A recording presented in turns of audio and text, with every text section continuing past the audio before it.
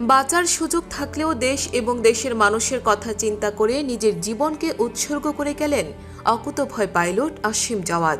এক্ষেত্রে তিনি তার মা বাবার কথা চিন্তা করেননি, ভাবেননি প্রিয়তমা স্ত্রী কিংবা আদরের সন্তানদের কথা। তার ভাবনায় ছিল কেবলই দেশের মানুষের সুরক্ষা। বিমানটি লোকালয়ে পড়লে অসংখ্য মানুষের প্রাণ যেতে পারত। এ কথা ভেবে নিজের জীবনের তোয়াক্কা করেননি তিনি।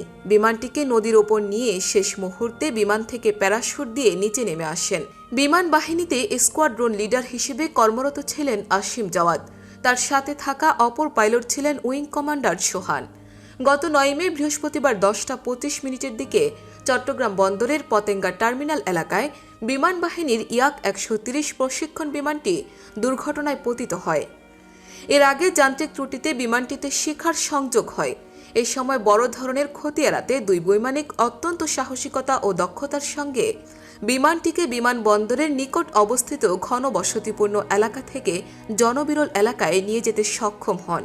ইচ্ছে করলে এর আগেই তারা প্যারাশুটের মাধ্যমে বিমান থেকে বের হয়ে আসতে পারতেন, কারণ বিমানকে রানওয়েতে ল্যান্ড করানো মোটেও সম্ভব ছিল না। ফলে সময় মতো বেরিয়ে এসে সহজেই তারা বেঁচে যেতে পারতেন। কিন্তু জনমানুষের কথা চিন্তা করে নিজেদের জীবনের ঝুঁকি নিয়ে দুর্ঘটনায় পতিত বিমানটিকে তারা কর্ণফুলী নদীতে নিয়ে যেতে সক্ষম হন। এর ফলে অনেক বড় ধরনের ক্ষতির হাত থেকে রক্ষা পায় স্থানীয় মানুষজন। দুর্ঘটনায় পতিত বিমানটি থেকে সাথে সাথে বেরিয়ে এলে এটি যে কোনো জায়গায় গিয়ে বিধ্বস্ত হতে পারত, হয়তো কারো ঘরের ওপর অথবা কোনো লোকালয়ে গিয়ে সেটি আঘাত হানত। সেক্ষেত্রে ব্যাপক ক্ষয়ক্ষতি হওয়ার সম্ভাবনা ছিল। সেই কথা চিন্তা করে তারা নিজেদের জীবনের চাইতে দেশের সম্পদ এবং দেশের মানুষকে রক্ষা করার জন্য প্রাণপণ চেষ্টা করেছেন। এ কথা ভেবেই শিকার সংযোগ হওয়া বিমানটিকে পাইলটরা নদীতে নিয়ে আসতে সক্ষম হন এবং বিমানটি নিচে পড়ে যাওয়ার কয়েক সেকেন্ড আগে তারা ইঞ্জেকশন করে বের হয়ে আসেন। আর সাহসী এমন সিদ্ধান্তে দেশের মানুষকে বাঁচিয়ে অন্য ভুবনে পাড়ি জমিয়েছেন অকুতোভয় pilot squadron leader Asim Jawad. দক্ষ এই পাইলট তার কর্ম এবং ব্যক্তিজীবনে ছিলেন বেশ সফল একজন মানুষ। 1992 সালের 20 মার্চ মানিকগঞ্জ জেলার সাটুরিয়া থানার গোপালপুর গ্রামের এক সম্ভ্রান্ত মুসলিম পরিবারে তিনি জন্মগ্রহণ করেন। তার পিতার নাম ডক্টর মোহাম্মদ আমানুল্লাহ এবং মাতার নাম নীলুফা আক্তার খানম। স্কোয়াড্রন লিডার আসিম জাওয়াদ 2007 সালে সাভার ক্যান্টনমেন্ট পাবলিক স্কুল থেকে এসএসসি, 2009 সালে সাভার ক্যান্টনমেন্ট পাবলিক কলেজ থেকে এইচএসসি এবং 2012 সালে বাংলাদেশ ইউনিভার্সিটি অব প্রফেশনালস থেকে বিএসসি অ্যারো পাশ করেন। 2010 সালের 10 জানুয়ারি তিনি বাংলাদেশ বিমান বাহিনীতে যোগদান করেন এবং 2011 সালের 1 ডিসেম্বর ক্যাডেটদের জন্য সর্বোচ্চ সম্মান সোর্ড অব অনার প্রাপ্তি সহ জিডিপি শাখায় কমিশন লাভ করেন। চাকরিকালীন সময়ে তিনি বিমান বাহিনীর বিভিন্ন ঘাঁটি ও ইউনিটে গুরুত্বপূর্ণ পদে নিয়োজিত ছিলেন।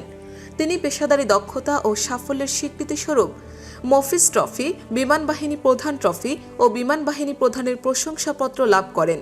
এছাড়াও জাতীয় বিমান বাহিনীতে কোর্সে অংশগ্রহণ করে সাফল্যের স্বীকৃতিস্বরূপ chief of air stuffs trophy for best in fly Indian air force অর্জন করেন। তার কমিশন প্রাপ্তির পর চাকরিকাল 12 বছর 5 মাস 9 দিন। চলে যাওয়ার কালে তার বয়স হয়েছিল 32 বছর 1 মাস 20 দিন। তিনি স্ত্রী, 1 কন্যা, 1 পুত্র, বাবা মা এবং অসংখ্য গুণগ্রাহী রেখে গেছেন। এই বৈমানিকের চলে যাওয়ার খবরে এলাকায় শোকের ছায়া নেমে এসেছে। কান্নার রোল পড়েছে তার স্বজন ও প্রতিবেশীদের ঘরে। একমাত্র সন্তানকে হারিয়ে বাকরুদ্ধ হয়ে পড়েছেন মা নীলুফা আক্তার খানম। বারবার তিনি জ্ঞান হারাচ্ছেন। আসিম জাওয়াদের অকাল প্রস্থানে প্রধানমন্ত্রী শেখ হাসিনা, বিমান বাহিনী প্রধান সহ আরও অনেকে শোক জানিয়েছেন। বিমান বাহিনী প্রধানের নির্দেশক্রমে দুর্ঘটনার কারণ উদ্ঘাটনের জন্য ইতোমধ্যে বিমান বাহিনীর একটি উচ্চ পর্যায়ের তদন্ত কমিটি গঠন করা হয়েছে।